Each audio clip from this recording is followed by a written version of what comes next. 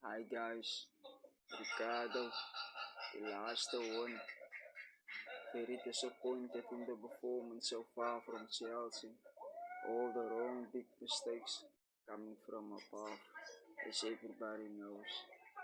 I don't know what the expectation for the season, but for me it seems like we're not gonna qualify for Champions League, so we better get used to it.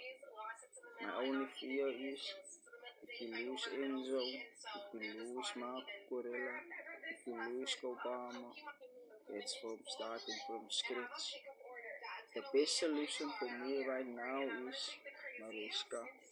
If we could ask Maresca to come back with the swap deal of Camacho with Alvarez, a swap deal with Jackson with Voldemort. Let's buy Rodrigo, and if we can get Hendrik, if we can buy those Kanzo,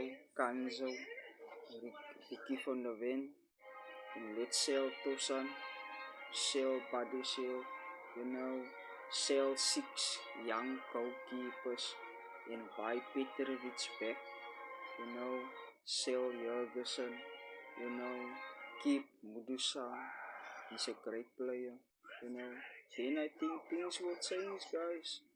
Things will change.